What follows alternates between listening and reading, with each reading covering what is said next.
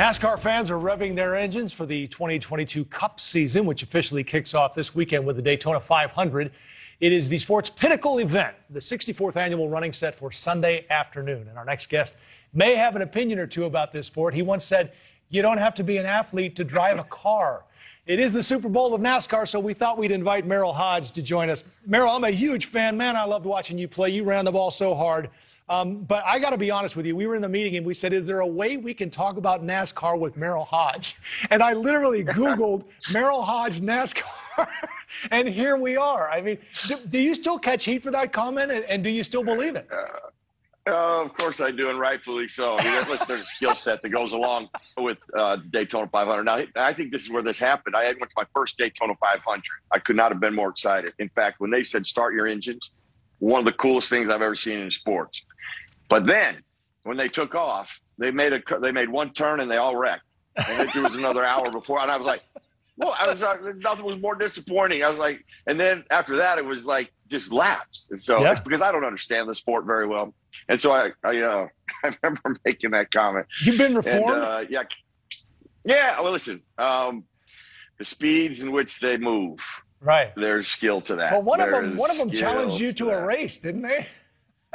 Well, we went out. It was a controlled race, so, but we did go out and race the car. And that's actually, until you get in, that's why I always tell people, like until you step inside the white lines, you just, in an NFL game, you'll never know. I mean, and to get in that car, and even though they wouldn't let me go the speeds that they went, I was just like, all right. Yeah. I learned my lesson. You don't speak about something you know nothing about, and that was clearly one of those. I do that every night, Merril. Hey, listen, we've had a lot of guests on talking about CTE, and I was fascinated reading about your background. I mean, beyond football, how much you've done. And the book you wrote caught my attention. The subtitle there especially, The Bad Science Behind CTE and the Plot to Destroy Football. Do you think this isn't a medically proven condition, or are you saying that the severity of it is overstated?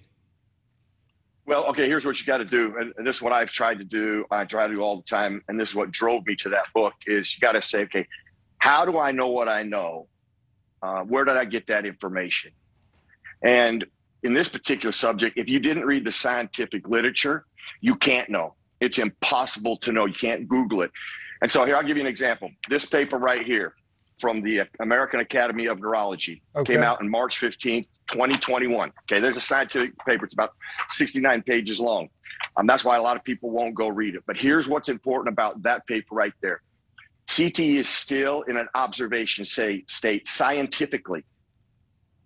And that is a fact. That paper even verifies it, and it goes one step further. You cannot use symptoms for clinical or medical diagnosis. So if you see anything in the paper from any doctor going, they had stage 2, that is medical malpractice. The only thing that it can be used for is research. And that paper verifies it. Every paper verifies it. They use weak words like this, association. Okay, association is not causation. The two most powerful words in science are cause and link.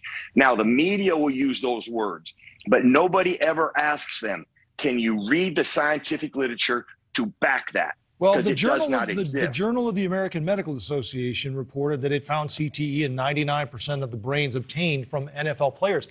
I mean, that's what we see. I don't know what to make of it. And I'm wondering, because this had a direct impact on your ex-teammate, Mike Webster, and Junior Seau, and Dave Duerson. Okay, let's just stop there. Okay, the 99%, there was 110 out of 111 brains, right? Right. Statistically, that's wrong. There's 27,000 former NFL players. Now there's not 111. You can't draw that comparison on 111. There's 27,000 former NFL players. Without doing that, you are misrepresenting it. And even in the 99%, 56 of those brains had another neurocognitive disease by scientific standards. Okay. You have to take that disease over CT, which they did not do. And that's when we get to the abuse of science, the misuse of science, and then the awful narrative that has been created to scare people, when in fact we should empower people with actual truth of how you can care for head trauma, mental health, the things that go on. Those treatment aspects are a much more powerful tool right now than playing sports or getting head trauma. Just let me say one last thing, Joe, so people understand this, a scope. Leading cause of head trauma, tripping and falling. Most dangerous environment, your home. So falling off ladders. It's probably going to happen at home. So yeah, exactly. Hey, Merrill, before we let you go, we had one other thing that we dug up here, and that was the CBS Sports stat that the last 16 quarterbacks to lose in their Super Bowl debut never made it back.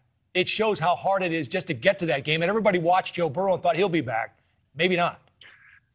Joe, well, listen, I think, Joe, the one guy you can refer to is Dan Marino. When Dan Marino first went there, even though he lost to Joe Montana, everybody thought he would go back. That's why teams win championships. Not the best quarterback, not the best defense. Teams win championships. Now, the one thing that the Bengals do have, they have a really good young football team, but there's no guarantee that team will return back to the Super Bowl. That is just that's why, Aaron Donald's crying. Right. There you go. I mean, I get that. Just how hard it is to get there and then win it. I get it. Exactly. So, yeah. NFL veteran Merrill Hodge. Hey, Merrill, it's great to have you. Thanks for the time. Thank you for watching. Click the red subscribe button below so you can get more of News Nation's fact-driven, unbiased coverage.